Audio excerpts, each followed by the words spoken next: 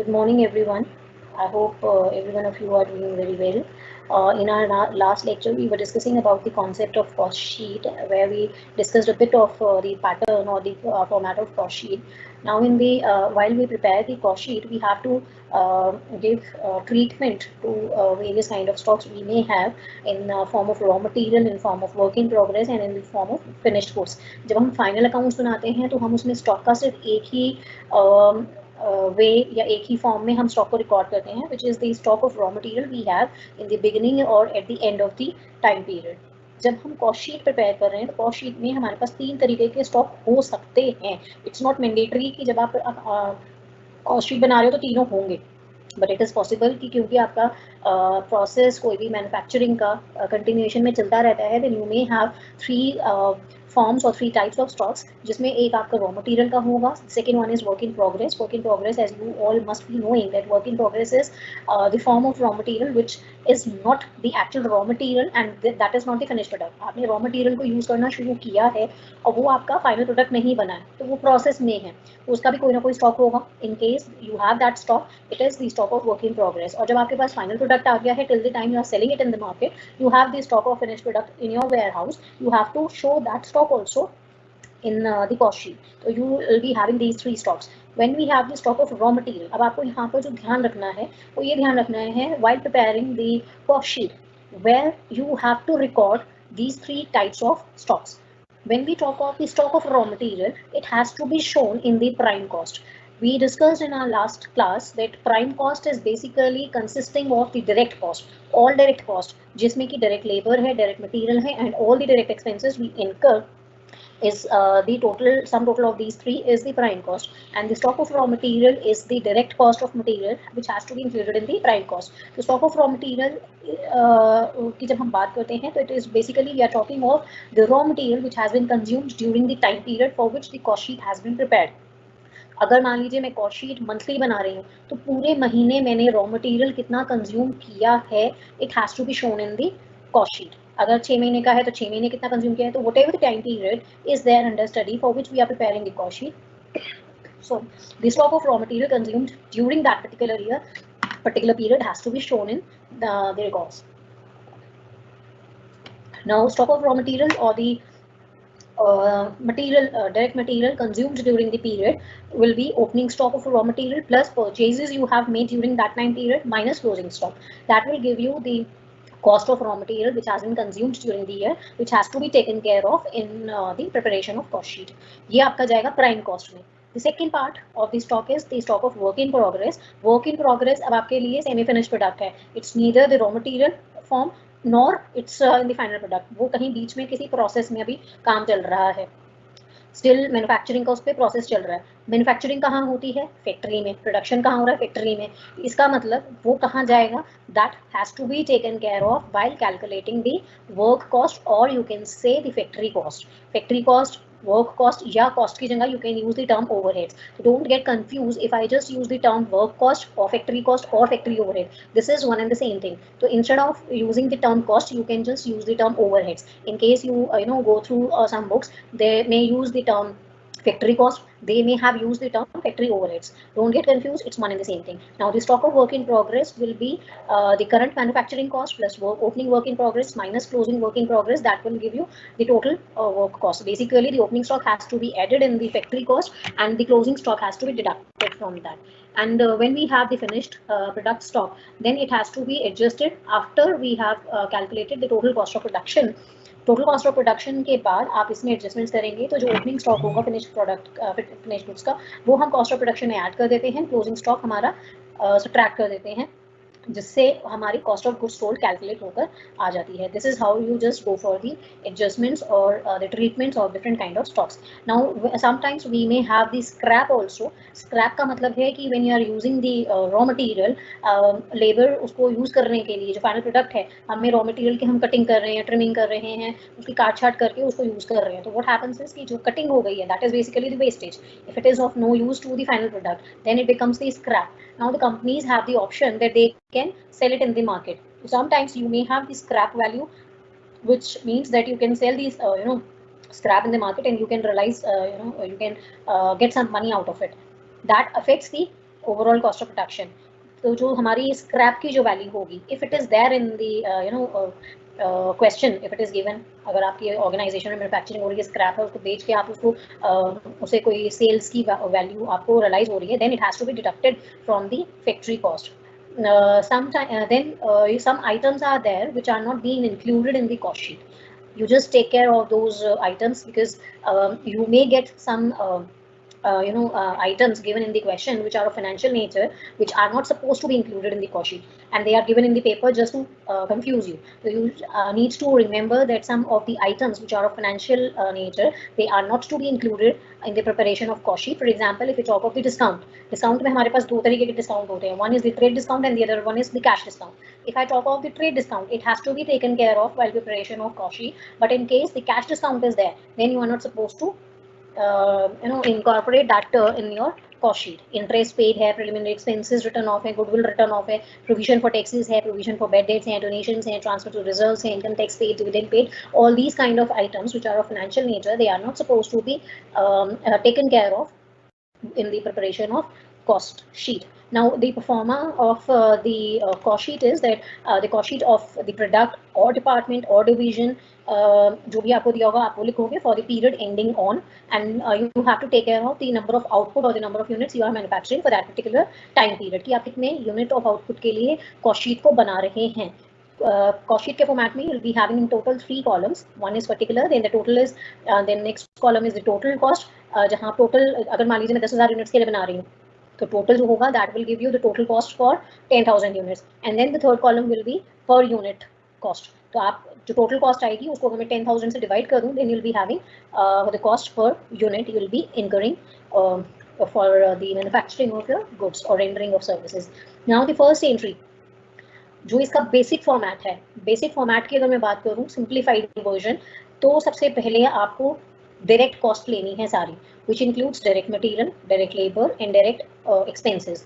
All these three direct cost are to be taken care of at the first, and this the total of these three, direct material, direct labor and direct expenses, the sum total of this will be known is known as the prime cost. ये आपके लिए prime cost होती है, जो सबसे पहली cost आती है, जो कि मेन एक मेजर आपकी cost है, which is it's one of the main cost. तो ये सबसे पहले आपकी cost आएगी. To the prime cost, we have to add all indirect expenses to be bifurcated in 3 departments. Prime cost का मतलब है सारे डायरेक्ट खर्चे. अब उन डायरेक्ट खर्चों में, डायरेक्ट एक्सपेंसेस में हमें सारे इनडायरेक्ट एक्सपेंसेस ऐड करने हैं, but when we add all indirect expenses, हमें उसकी डिवीजन करनी है. डिवीजन कैसे की है? जो खर्चे हमने फैक्ट्री में दिए हैं उसको फैक्ट्री ओवरहेड्स में हम लेंगे. जो हमने ऑफिस एंड एडमिनिस्ट्रेटिव वर्क के लिए एक्सपेंसेस बियर किए हैं, that will be in the second category, which is office and administrative overheads. The third category will be the expenses which have been borne by us while selling and distribution of the goods. तो हमारी third category indirect expenses के लिए हो जाएगी, it will be selling and distribution overheads या selling and distribution cost. तो जितने भी इनडायरेक्ट खर्चे थे वो हमने 3 जगह डिस्ट्रीब्यूट किए. फैक्ट्री वाले फैक्ट्री में चले गए, ऑफिस एंड एडमिनिस्ट्रेटिव वाले वहाँ चले गए, सेलिंग एंड डिस्ट्रीब्यूशन वाले सेलिंग एंड डिस्ट्रीब्यूशन के हिसाब से चले गए. All these are to be added. अब सबसे पहले हमारे कौन सी थी? Direct cost. Direct cost is the prime cost, which is inclusive direct material, direct labor and direct expenses, to which we have to first add the factory overheads. ये पूरा proper format है कि सबसे पहले आपको factory cost या factory overheads को ही इसमें add करना है. तो all the indirect expenses which are borne by the company in the factory, they are to be added to the prime cost, और उससे जो आपको figure मिलेगी, value मिलेगी, that is known as the work cost or factory cost. Factory cost में हम office and administrative overheads add करेंगे सारे, and we will be getting the cost of production. Cost of production में we will be adding all the selling and distribution expenses, overheads, and will be getting cost of sales. अब cost of sales में अगर मैं profit margin add कर दूं, cost of sales का मतलब है कि जो कॉस्ट ऑफ गुड्स सोल्ड मैंने जो मैंने सेल्स की है उस उतने यूनिट्स की कॉस्ट क्या है, उसमें अगर मैं प्रॉफिट मार्जिन ऐड कर दूं, I will be getting the sales figure. ये सिंपलेस्ट फॉर्मेट है जो मैंने अभी आपको समझाया. इसमें एडजस्टमेंट्स या एंट्रीज कैसे कैसे होंगी, you have to take care of. जैसे हम लोगों ने जो भी ट्रीटमेंट ऑफ स्टॉक पढ़ा था, ट्रीटमेंट ऑफ स्टॉक में हमने क्या किया था, एक हमारा रॉ मटेरियल का स्टॉक था, वो हमारा कहाँ जा रहा है? प्राइम कॉस्ट में. तो हम material consume during the year कैसे कैलकुलेट कर रहे हैं? Opening stock of raw material plus purchases minus closing stock of raw material. Now this is the adjustment for the stock of raw material. अगर हमें treatment करना है stock का जो वर्क इन प्रोग्रेस है, वो कहाँ जाएगा? फैक्ट्री कॉस्ट में. तो once you are calculating the factory cost, जब फैक्ट्री ओवरहेड्स ऐड करेंगे तो वहाँ पर in case we have the opening stock of work in progress that has to be added and closing stock of work in progress will be deducted and we will be getting the final factory cost. तीसरा हमारा treatment था finish goods के stock का। In case we have opening and closing stock of finish goods, it has to be adjusted in the cost of production. जब हमारी cost of production calculate हम कर लेते हैं, उसके बाद उसमें हम ओपनिंग स्टॉक ऐड करेंगे फिनिश गुड्स का और क्लोजिंग स्टॉक डिडक्ट करेंगे and then we will be having the cost of goods sold. Cost of production के बाद हम इसमें एडजस्टमेंट्स इसलिए कर रहे हैं कि till the time we are getting the cost of production. For example, जैसे मैंने अभी आपसे कहा कि मैं एक कॉस्ट शीट बना रही हूँ 10,000 यूनिट्स के लिए, तो कॉस्ट ऑफ प्रोडक्शन तक जो भी फिगर्स आ रही है मेरी, वो कितने यूनिट्स के लिए है? 10,000 यूनिट्स के लिए। Now, when we talk of the selling and distribution overheads, there is a loophole which you have to remember while preparing the cost sheet. Cost of production तक कोई प्रॉब्लम नहीं आएगी क्योंकि वो आप उतनी यूनिट्स के लिए बना रहे हैं जितनी यूनिट्स हम मैन्युफैक्चर कर रहे हैं। For example, if I am just manufacturing 10,000 units, तो कॉस्ट ऑफ प्रोडक्शन जो आएगी that will B for 10,000 units. अब मैंने अगर मान लीजिए फिनिश प्रोडक्ट नहीं है, ना ओपनिंग स्टॉक था ना ही क्लोजिंग स्टॉक है, अगर 10,000 मैंने यूनिट्स, आपको क्वेश्चन में नहीं दिया हुआ है, 10,000 यूनिट्स मैंने मैन्युफैक्चर की है, what happens, the question says that you sold only 8,000 units।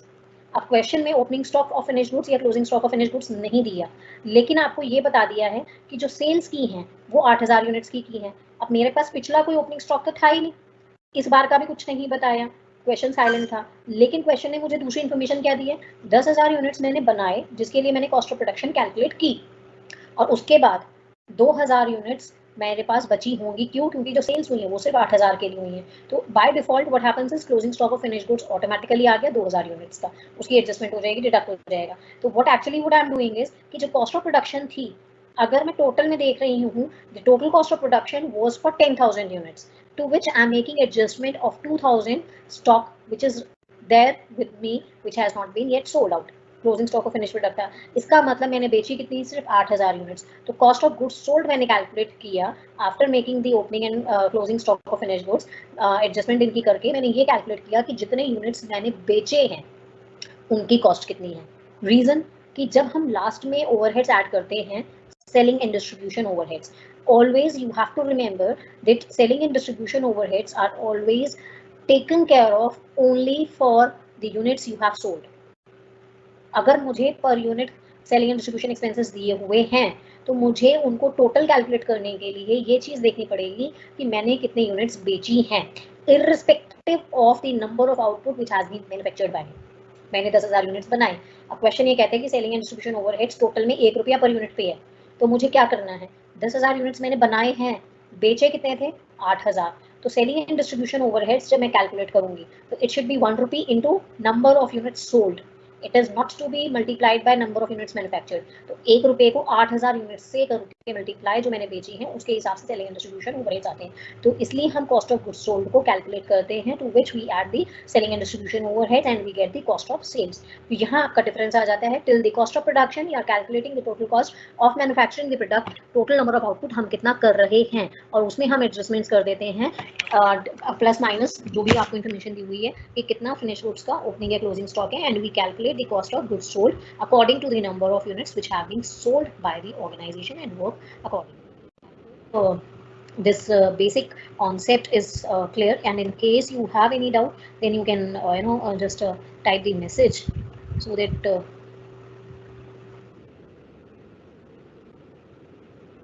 is there any theory in exam? Okay, Sheetal, you have asked me to share the WhatsApp link along with you have another question that there is there any theory in exam? Theory will be there, like you have your final accounts का जो आपका paper होता था उसमें आपकी 25% के हिसाब से आपकी theory भी होती है, तो in cost accounting you will be having theory also along with the practical questions। One more question। Okay, now let's continue then। Okay, you have asked for the rectification cost। I just skipped this one ताकि जब question होगा उसके हिसाब से समझा दूँगी कि I'll just finish this topic।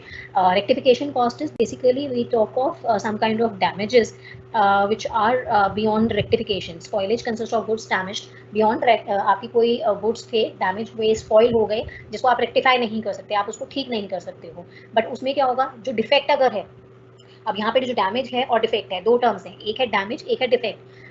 अगर कोई प्रोडक्ट को, अगर आपके कोई गुड्स को आपने स्पॉइल कर दिया, डिस्ट्रॉय कर दिया, डैमेज कर दिया, तो आप उसको ठीक नहीं कर सकते हो। अगर किसी में कोई डिफेक्ट है तो sometimes you may have the option that the defect which is there in the goods that can be rectified. अब इसमें होगा क्या कि जो आपकी नॉर्मल स्पॉइलेज है which is borne by the good units, वो आपकी loss on account of normal spoilage has to be transferred to good units. इसमें बेसिकली क्या है कि आपके दो तरीके के लॉस होते हैं, one is the normal loss and the another one is the abnormal loss. अगर नॉर्मल लॉस होता है तो नॉर्मल लॉस हम कभी भी अकाउंट्स में वैल्यू के साथ में शो नहीं करते हैं। अब कोई भी अगर मेरी यूनिट्स अगर खराब हो गई हैं लॉस में, चाहे वो नॉर्मल है चाहे वो एबनॉर्मल है, नुकसान तो है मेरा, कॉस्ट कुछ ना कुछ तो उसकी होगी। मान लीजिए मैंने रॉ मटेरियल लिया 100 यूनिट्स का, परचेज किया, उसमें से 10 यूनिट्स नॉर्मल लॉस में मेरी खराब हो गई और 20 यूनिट एबनॉर्मल लॉस में खराब हो गई। I am not going in very technical depth, but मैं आपको सिर्फ ब्रीफ में समझा रही हूँ अभी। 10 यूनिट नॉर्मल लॉस में मेरी वेस्ट हुई, 20 यूनिट एबनॉर्मल लॉस में वेस्ट हुई। अब होता क्या है, when we have normal loss is never valued in the accounts, क्योंकि वो एक्सपेक्टेड है। मुझे पता था कि 10 यूनिट मेरी खराब होंगी ही। अब होगा क्या कि जो 10 यूनिट हैं रॉ मटेरियल की, उसकी कुछ तो कॉस्ट होगी। whatever the cost of normal loss is there, by default what has to be done is it has to be transferred to other good units. जैसे मान लीजिए मैंने ये बोला कि 100 यूनिट्स मैंने परचेज किए, 100 यूनिट्स जो मैंने परचेज किए वो परचेज किए 10 रुपीज़ के हिसाब से।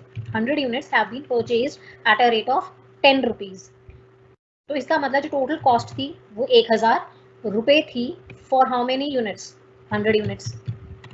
अब इसमें से मैंने आपको ये बोला कि जो नॉर्मल लॉस है दैट इज बेसिकली 10 यूनिट्स का लॉस है। Just wait, I will share the screen with you so that it would be easy for you to understand. Okay, I hope Excel sheet is visible to you. Now if I just say that you have purchased 100 units, I hope it's properly visible. You have purchased 100 units and per unit is 10 rupees the cost. Now if I just say that normal loss is 10 units, अब इस 10 units का जो normal loss है, इसका मतलब जो मैं units को यूज़ कर पा रही हूँ, जो मेरे गुड यूनिट्स हैं, वो कितनी है 90 यूनिट्स। मैं उनको यूज़ करके फाइनल प्रोडक्ट बना पाऊँगी। जब तक नॉर्मल यूनिट लॉस का लॉस नहीं था, तब तक मैं ये स्टेटमेंट दे रही थी कि I had incurred a cost of 1000 rupees for 100 units, right. अब 10 यूनिट्स मेरी नॉर्मल लॉस में वेस्ट हो गई, मेरे पास 90 यूनिट्स रह गई हैं। अब मैं स्टेटमेंट क्या दूंगी, I will not give the statement that I have 900 the cost is 900 या I have 90 units worth 900। I will not give this statement. क्यों? क्योंकि जो 10 यूनिट का नुकसान था, this is the normal loss. तो व्हाट हैपेंस इज कि जो 10 यूनिट की कॉस्ट थी 10 रुपये पर यूनिट थी, 10 यूनिट्स मेरी लॉस में चली गई, इसका मतलब 100 रुपये का मुझे नुकसान है। वो जो 100 रुपये का नुकसान है, क्योंकि वो नॉर्मल लॉस है, वो 100 रुपये कहाँ ट्रांसफर कर दिए मैंने, बाकी गुड यूनिट्स पे, 90 यूनिट्स पे।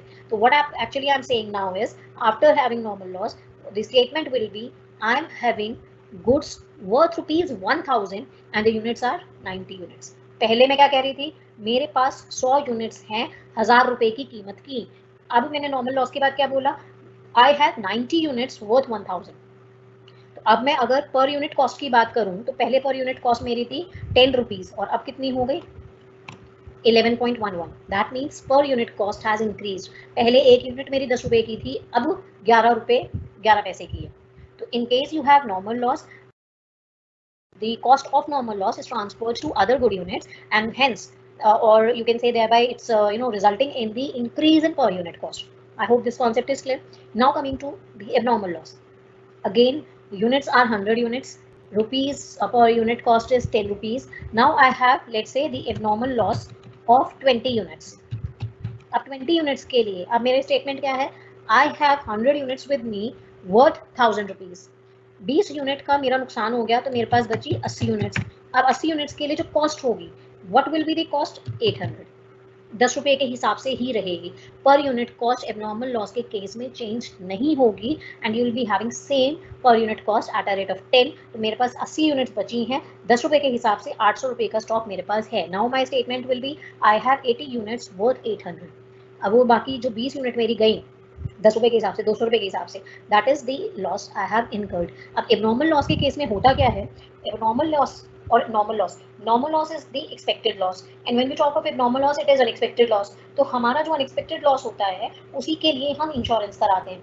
इन केस आपने इंश्योरेंस करा रखा है, आप क्लेम करोगे, आपको कुछ पैसा मिल जाएगा, तो वो आपका अलग तरीके का ट्रीटमेंट होता है। तो नॉर्मल लॉस के केस में जो कॉस्ट होती है लॉस की, that is to be transferred to other good units, but in case you have abnormal loss, it is not to be transferred to other units. It is the loss in case you have got the insurance. If you receive the claim, अगर मान लीजिए 20 unit मेरी normal loss में गई, ₹10 के हिसाब से ₹200 का नुकसान है मुझे, मैंने उसकी इंश्योरेंस कराई थी, इंश्योरेंस से मुझे ₹150 मिले बस।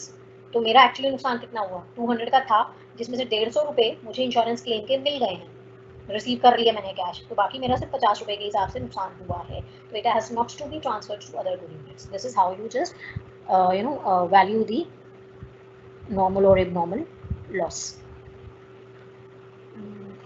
Okay, let's continue with the PDF.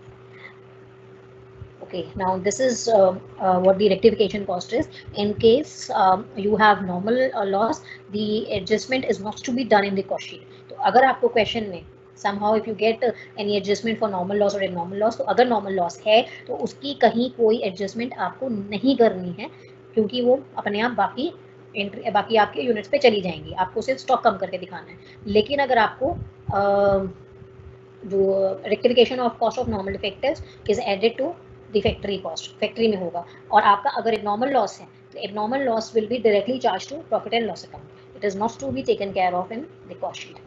Now coming to the question, okay, the cost information relating to a particular company and its product which is being manufactured by the company is given to you, and you have to prepare the cost sheet per unit cost and profit. The raw material, okay, last में table के बाद में आपको लिख के दिया हुआ है क्वेश्चन में इंफॉर्मेशन में, the company produce 10,000 units during the period. That means जब हम कॉस्ट शीट बनाएंगे तो it will B for 10,000 units. Now the first entry is the raw material. Raw material, अब आपको इस तरह की जब एंट्रीज दी हुई होंगी तो आपको सिर्फ ये चीज़ ध्यान रखनी है कि आपके जितने भी क्लासिफिकेशंस हैं, पहला क्लासिफिकेशन डायरेक्ट कॉस्ट का है, indirect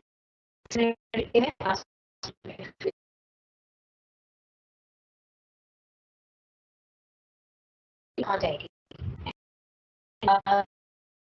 This is my personal advice that whenever you attempt the question, prepare the performer first.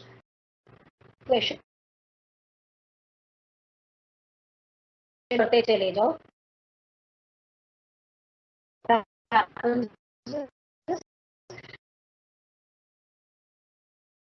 Practice कैसे करनी है। Now coming to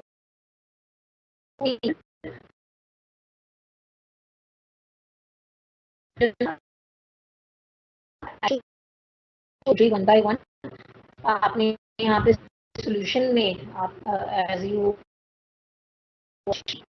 room which is camera, the output you have to preparing a cost sheet, cost incurring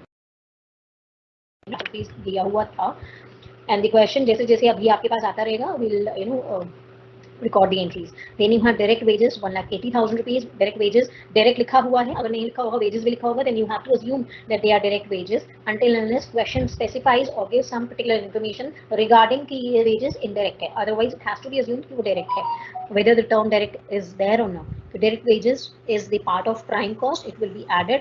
यहाँ पे आपको direct wages की entry दिखाई हुई है 1,80,000 rupees की in the prime cost. Then you have and I'm just taking a break to let you know कि जो question आपके पास अभी हम लोग डिस्कस कर रहे हैं, I would prefer that you attend this question simultaneously so that later on you just can have a look and it would be easy for you to understand. else rest is upon you, whatever you want to do, but it would be better for you all in case you are if you try to attend this question simultaneously. Now you have depreciation for plant and machinery and for office furniture. Plant and machinery का 10,000 था, office furniture का 800 रुपये। अब यहाँ पर इसका आपको ये देखना है कि कहाँ जाएगा। प्लांट एंड मशीनरी का डेप्रिसिएशन कहाँ जाना चाहिए? प्लांट आपका कहाँ यूज होता है? फैक्ट्री में। तो depreciation on plant and machinery will it has to be shown in the factory overheads, and the depreciation on office furniture will be used in the office and administrative work. तो वो कहाँ जाना चाहिए? Office and administrative overheads में। तो आप just show देखिए prime cost के बाद here you have the factory overheads. Factory overheads में डेप्रिसिएशन प्लांट एंड मशीनरी का 10,000 शो किया हुआ है, एंड लास्ट में फैक्ट्री ओवरहेड्स जब हमने ऐड की हैं, factory and administrative overheads, under this heading they have shown depreciation of office furniture 800. This is how you have to record all these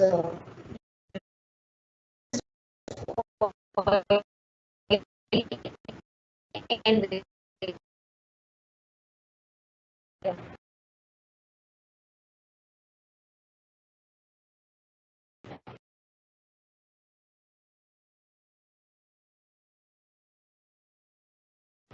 ये अगर हम जनरल बात करें तो लाइटिंग इज बेसिक एक्चुअली में भी यूज हो रही है, इन केस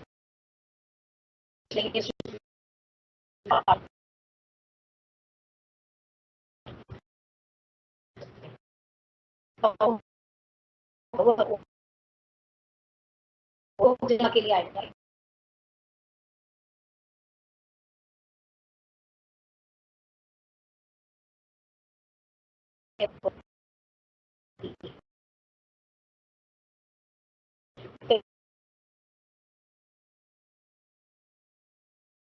साइलेंट है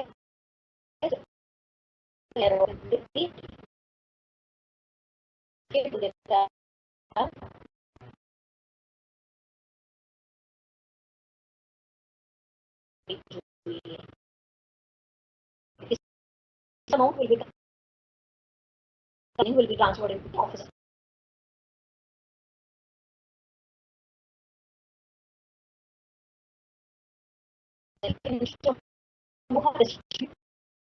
You place to the information given. Then you have office salaries, office salary of the इसमें कहीं ये ऑफिस स्टाफ को नहीं है तो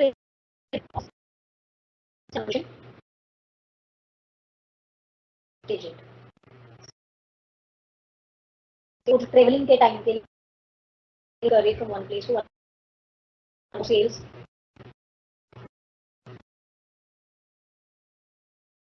borne at the time of selling and distribution expenses. The traveler's commission will be the part of the selling and distribution expenses.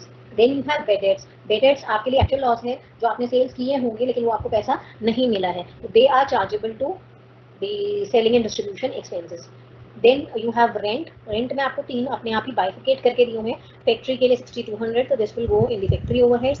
Office and administrative के लिए 1000, वो वहाँ चला जाएगा। वेयर हाउस में सेलिंग एंड डिस्ट्रीब्यूशन के लिए आपके पास फाइनल प्रोडक्ट गोडाउन में वेयर हाउस में रखा है जो आप बेचोगे तो it will be in the selling and distribution overheads 1500. This is how it is in this particular question. It is already bifurcated. अगर आपको टोटल दिया हुआ होता और परसेंटेज या कोई प्रोपोर्शन दिया होता तो उसके हिसाब से हम उसको बाइफिकेट करके सेग्रीगेट करके प्रॉपर्ली उसको एलोकेट कर देते. Then you have gas and water for factory and office separately. It's given. It will be there in the factory overheads 1500 and office overhead 600. The next entry is discount allowed. Discount allowed is the discount which is given to the customers at the time of sales. तो यहाँ पर अगर हम cash discount और trade discount की अगर हम बात करते हैं तो you need not to take care of the cash discount.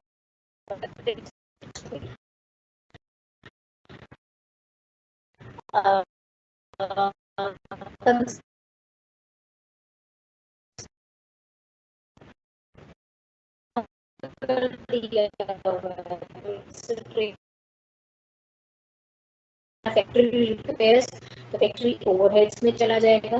Directors की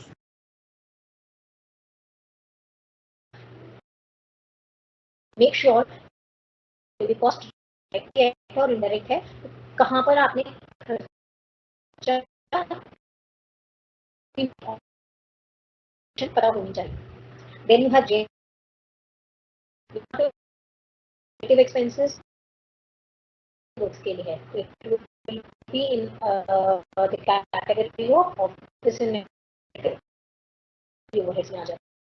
carriage inwards, carriage inwards is the we were तो हमने मटेरियल परचेज किया वो हमारा कैरेज इनवर्स है. इसका मतलब ये कहाँ जाना चाहिए? This will be in the direct material की 2 लाख तो carriage inverse 1200 rupees prime cost में हम इसको ऐड करके दिखा रहे हैं. अनप्रोडक्टिव वेजेस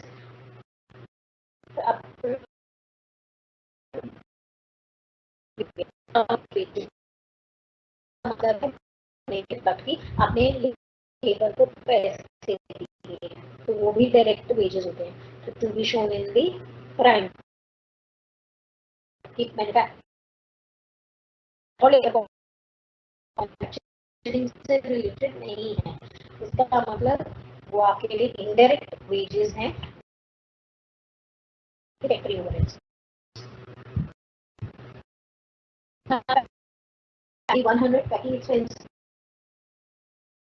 कॉन्सेप्ट क्लियर समझ में आ रहे होंगे. पैकिंग एक्सपेंसेस पैकिंग किसका करेंगे? फाइनल करने के लिए कस्टमर्स को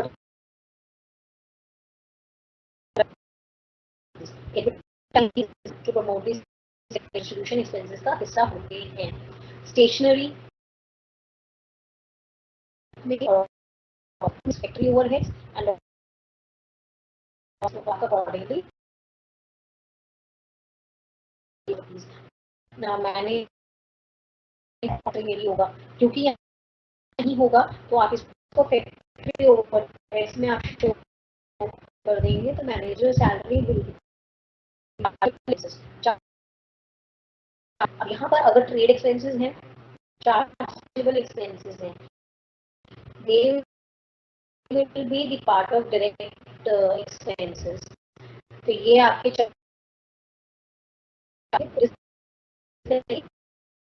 अगर होंगे then you can transfer it in the factory overheads. Then the last entry is the carriage outward. Carriage outward is the transportation expenses which we bear at the time of sales of the product. हम product को बेच रहे हैं customers को और उस time पे उनको फैसिलिटीज दे रहे हैं कि ठीक है आप गुड्स परचेज कर लो, आपके घर तक हम पहुंचा देंगे. तो वो जो ट्रांसपोर्टेशन का जो खर्चा है वो हम बेयर कर रहे हैं. That is basically carriage outward. तो वो हमने सेल्स को इनहांस करने के लिए सेल्स के टाइम पे किए हैं, तो they are the part of selling and distribution expenses. तो कैरेज आउटवर्ड आपका सेलिंग एंड डिस्ट्रीब्यूशन एक्सपेंसेस में आ जाएगा. I hope till now it's clear to you all. All the entries in the question are recorded. Now the last information which is there in the question is that the company maintains a margin of 20% on cost. तो हमें profit calculate करना है, total cost calculate करनी है, पर unit cost calculate करनी है. Now what we have done is we have prepared the total cost sheet. अब यहाँ पर मैंने आपको एक एक एंट्री बता दी है. अगर आपने अटेम्प्ट किया है then you can easily understand this. Raw material, direct wages, carriage inward, chargeable expenses, ये हमारे सारे के सारे प्राइम कॉस्ट का हिस्सा थे. दैट मीन्स अगर मैं इसको जनरलाइज कर दूँ टर्म्स को, तो direct material, direct labour, direct expenses, the sum total of all these three will give you the prime cost. Now in our question the prime cost comes out to be 3,85,000 for 10,000 units total में. अब मैं इस 3,85,000 rupees को 10,000 से divide कर दूँ तो 38 rupees 50 पैसा इज द पर यूनिट कॉस्ट. एक यूनिट को बनाने के लिए जो डायरेक्ट कॉस्ट थी मेरी, प्राइम कॉस्ट जो थी वो 38 रुपये 50 पैसे है. To which will be adding the factory overheads first. Factory overheads में you all can see depreciation on plant and machinery, oil and wastage, power, lighting, factory rent, then factory के जो gas and water की entry थी, repairs थे factory के, unproductive wages थे, stationery works की थी फैक्ट्री के लिए थे, वो सब हमने ऐड किए. And we have the factory cost और work cost which comes out to be 4,31,400 for total 10,000 units and per unit cost is 43 rupees 14 पैसा. इसमें हमने ऐड किए एडमिनिस्ट्रेटिव ओवरहेड्स और हमारे पास कॉस्ट ऑफ प्रोडक्शन कैलकुलेट करके आई 4,91,600 पर यूनिट इज 49 रुपीज़ 16 पैसा.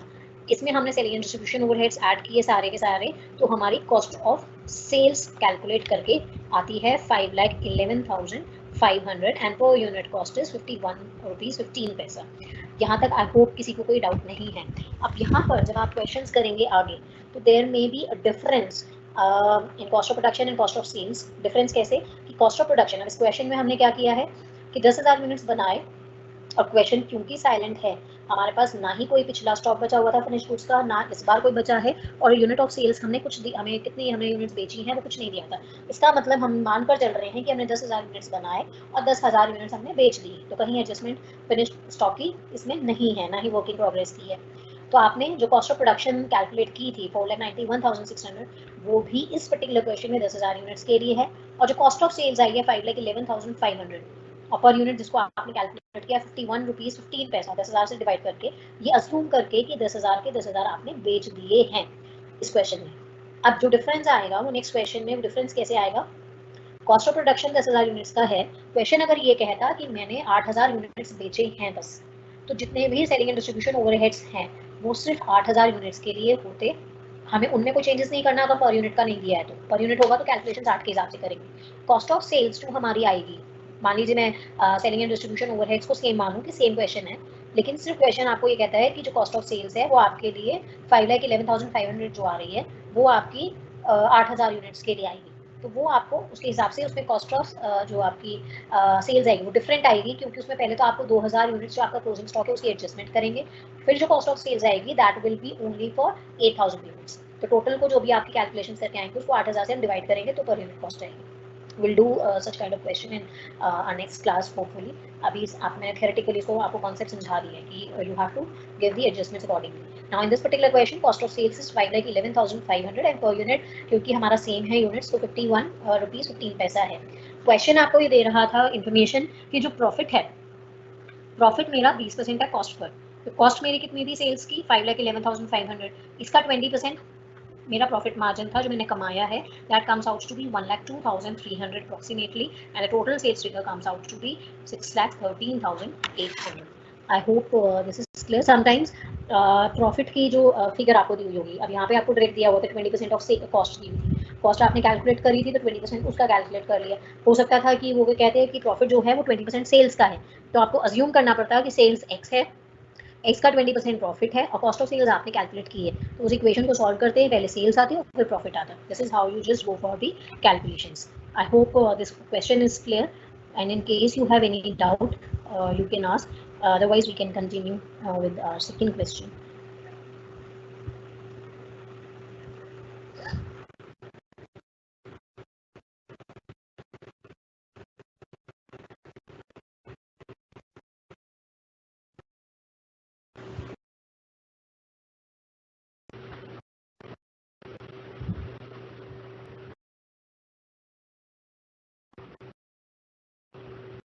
Okay, so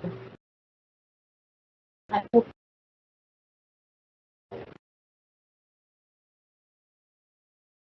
चाहिए but you are saying कि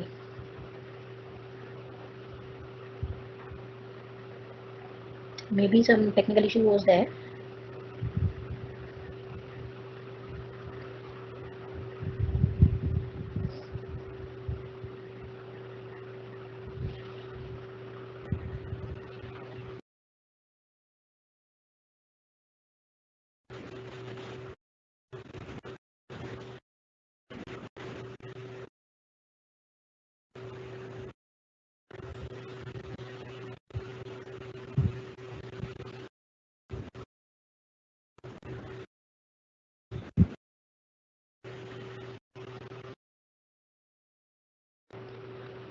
Okay, I don't know you have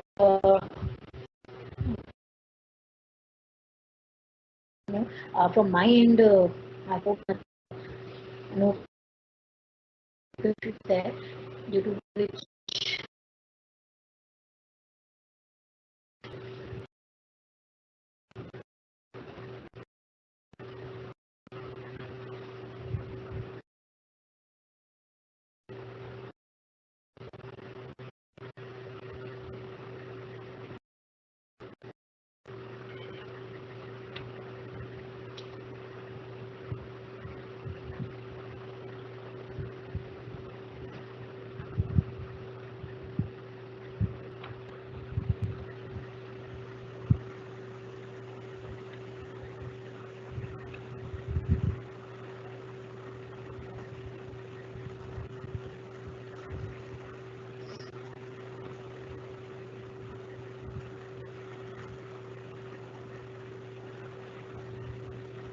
okay Sheetal, you have asked me कि एक्सपेंसेस अगर बिना बाइफिकेशन के दिए हुए हैं तो हम in that case department wise कैसे उनको आइडेंटिफाई करेंगे. Okay, the point is in case you have some expenditure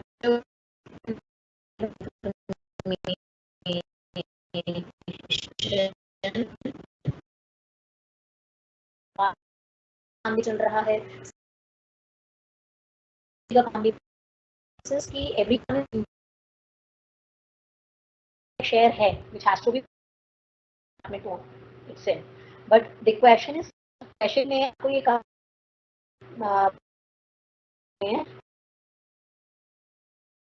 for that month. अब उस 40,000 यूज की है बिजली, डिपार्टमेंट ने भी यूज की है, फैक्ट्री वालों ने भी यूज की है. तो इन case you have no information to allocate it properly to different departments, then what you can do is you have it into free overhead.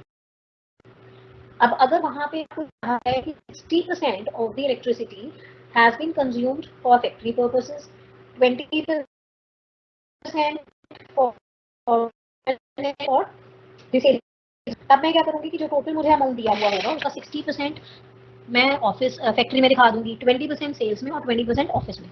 इस तरह से मैं बाइफिकेट करूंगी. लेकिन अगर कोई इन्फॉर्मेशन नहीं दी हुई होगी तो आप उसको अपने आप से कोई भी बेस बना के कोई अजम्पशंस के बेसिस पे बाइफिकेट नहीं करेंगे.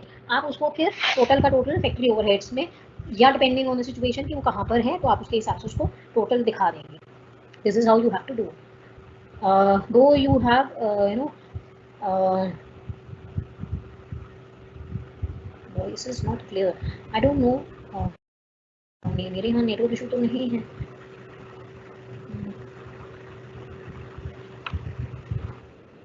I'm properly audible now because I don't have any network issue right now. I don't know. I have shared my screen also with you all. PDF is being shared by me. Why it's not visible to you? Can any one of you just ping the message whether PDF is visible to you or not? Screen जो मैंने आप लोगों के साथ share की हुई है.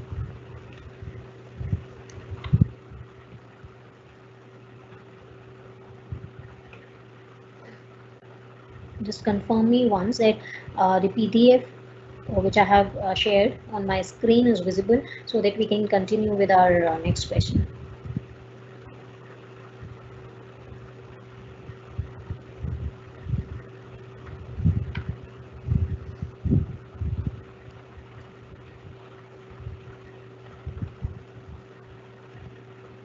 Okay, thanks Neha.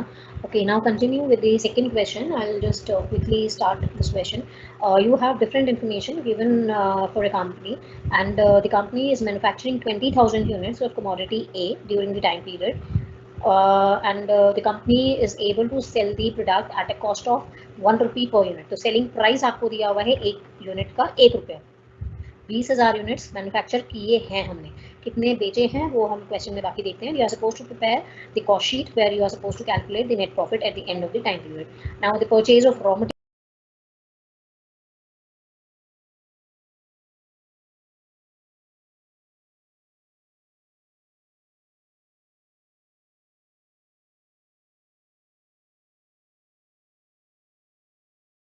Given to you. अब इस क्वेश्चन में आपके पास opening stock of raw material, finish product, work in progress, तीनों चीज़ें दी हुई हैं. अब परचेज ऑफ रॉ मटेरियल जो दिया हुआ था, परचेज ऑफ रॉ मटेरियल हमारा कहाँ जाता है, डायरेक्ट मटेरियल की कॉस्ट में. अब परचेज अगर दिया हुआ होता है तो हमें क्या करना होता है, opening stock of raw material plus purchases minus closing stock of raw material हमें करना होता है to calculate the cost of raw material consumed during the year. So what we have to do is, opening stock of raw material हमें दिया हुआ था 1 जुलाई 2012 का 20,000, to which we will add the purchases of raw material 2,20,000 जो दिए हुए थे, और minus closing stock of raw material on 31st of December 25,000 rupees. इससे हमें जो फिगर मिलेगी that will be the material consumed during the year. इसके बाद हमें सेकेंड एंट्री दी हुई है फैक्ट्री रेंट की, तो ये फैक्ट्री ओवरहेड्स में चला जाएगा. कैरेज इनवर्ड्स दिए हैं 1800 के, तो carriage inwards is the amount of expense for transportation at the time of purchase of raw material. तो जो हमने opening stock plus purchases minus closing stock किया है, हम उसमें ऐड करके उसको दिखा सकते हैं, प्लस कैरेज इनवर्ड्स, या हम उसको अलग से उसके साथ में ही दिखा सकते हैं। तो it's totally up to you कि आप उसको कैसे दिखा रहे हैं। I just show you the solution for this part. Now the solution is stock of raw material 20,000 plus purchase of raw material 2,20,000 minus closing stock 25,000। अब इसी में ही इन्होंने सोल्यूशन में दिखा रखा है प्लस कैरेज इनवर्ड 1800। तो आपने raw material consumes during the time period calculate किया है 2,16,800।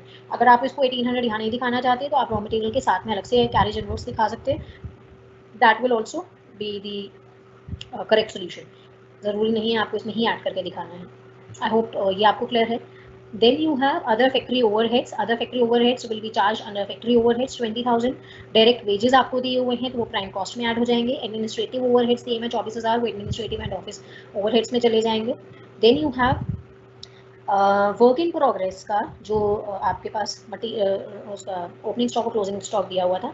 ओपनिंग स्टॉक दिया हुआ था 6,000 का और क्लोजिंग स्टॉक दिया हुआ था 12,000 का। तो ये जो वर्क इन प्रोग्रेस होता है वो कहाँ होता है? फैक्ट्री ओवरहेड्स में। तो फैक्ट्री ओवरहेड्स में हम क्या करेंगे? फैक्ट्री कॉस्ट जब कैलकुलेट करेंगे उसमें हम इसको प्लस ओपनिंग स्टॉक कर देंगे वर्क इन प्रोग्रेस का, less closing stock of work in progress while calculating the factory cost.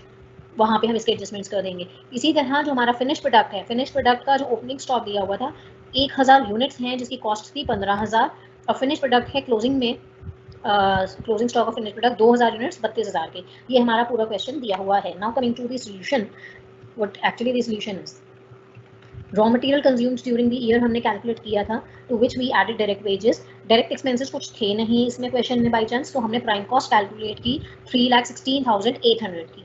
And remember that 20,000 units are being manufactured by the company. तो 3,16,800 को मैं 20,000 से डिवाइड कर दूंगी तो I will be getting per unit cost which comes out to be 15 rupees 84 paisa approximately.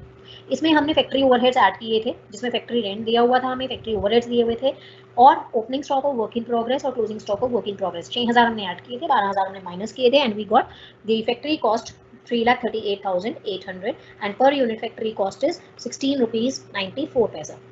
To which we added administrative and office overheads 24,000 जो आपको दिए हुए थे and we have the cost of production 3,62,800 and per unit is 18 rupees 14 पैसा। अब cost of production तक आपको क्या करना था? It has to be divided by 20,000 units जो हम मैन्युफैक्चर कर रहे थे। अब यहाँ आपका सोल्यूशन डिफर करेगा पिछले क्वेश्चन से, आपकी एडजस्टमेंट्स क्यों की हैं इसमें। कॉस्ट ऑफ प्रोडक्शन में हम लोगों को एडजस्टमेंट्स करनी होती हैं फिनिश स्टॉक की। तो opening stock of finish goods हमें ऐड करना होता है, closing stock of finish goods minus करना होता है, क्योंकि वो हमारे पास जो क्लोजिंग स्टॉक फिनिश गुड्स का है वो हमारे लिए सेल्स के लिए रेडी होता है, तो वी आर मेकिंग एडजस्टमेंट। अब यहाँ पे जो कॉस्ट ऑफ प्रोडक्शन आई थी 3,62,800 की, दैट वाज फॉर 20,000 यूनिट्स जो मैंने इस साल या इन 6 महीनों में या इस पूरे 1 महीने में जो भी टाइम पीरियड है उसमें मैंने 20,000 यूनिट्स बनाए हैं, उनकी कॉस्ट मैंने ये बियर की है।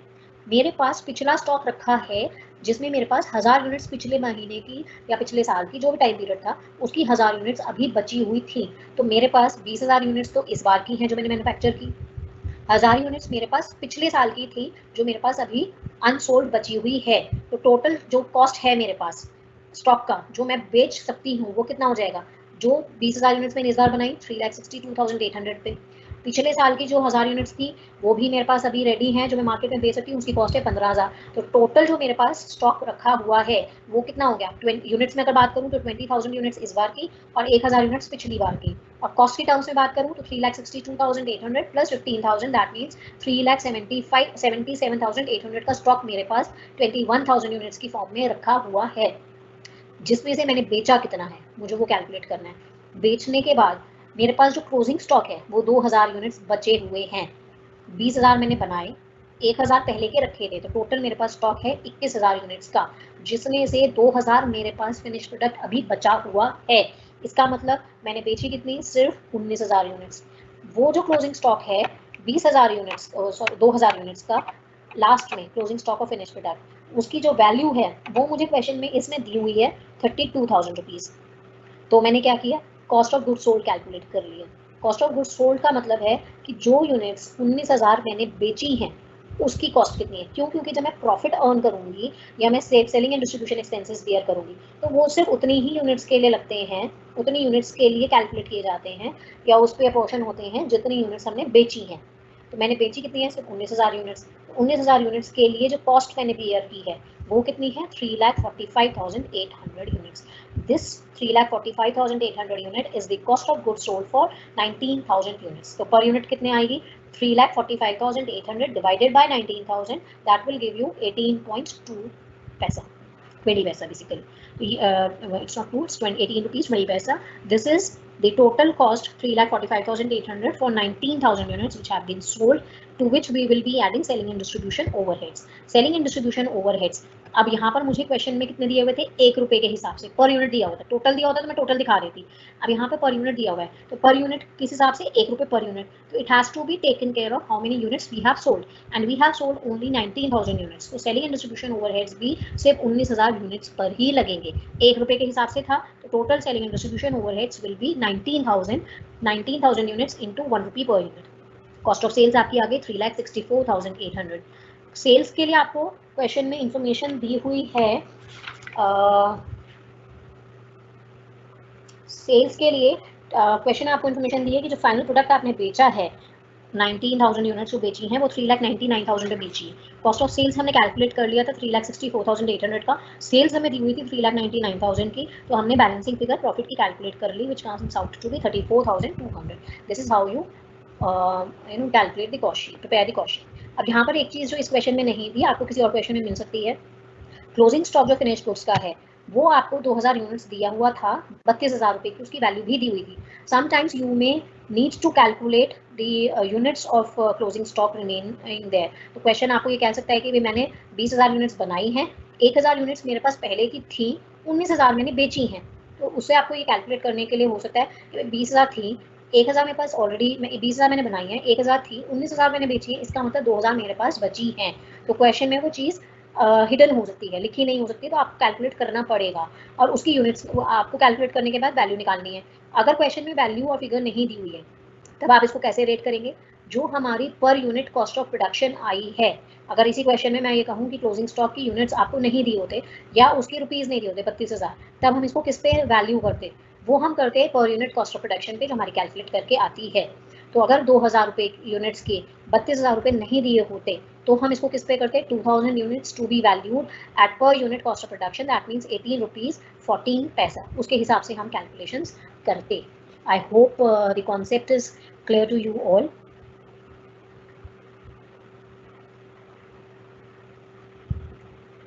अभी अगर इसमें कहीं कोई प्रॉब्लम है तो आप मुझसे पूछ लीजिए।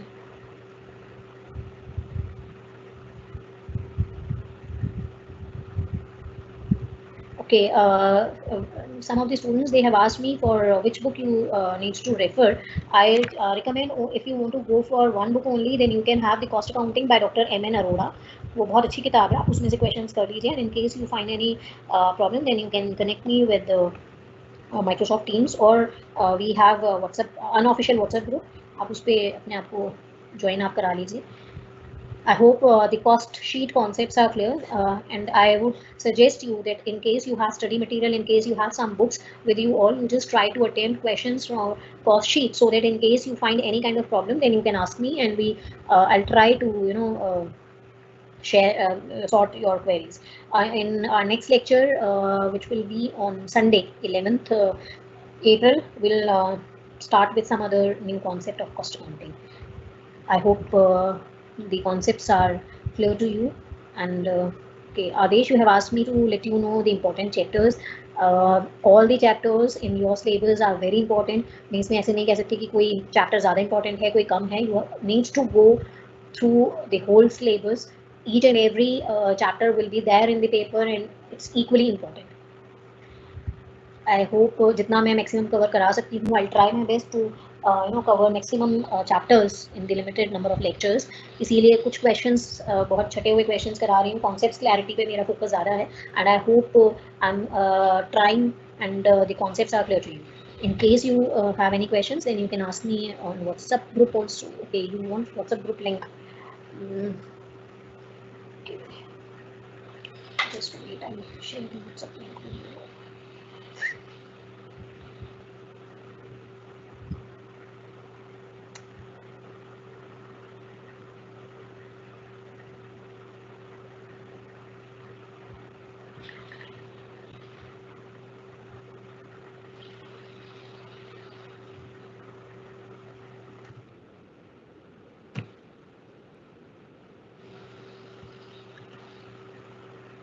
I'll share the WhatsApp link with you all so that connect with that.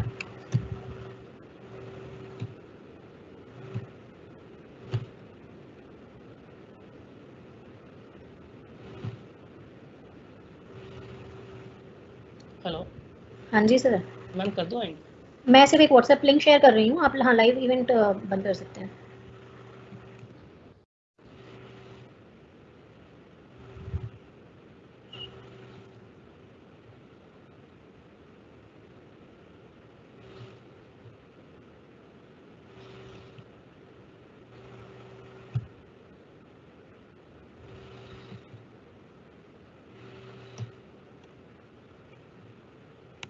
I have shared the link of WhatsApp. You can connect with that.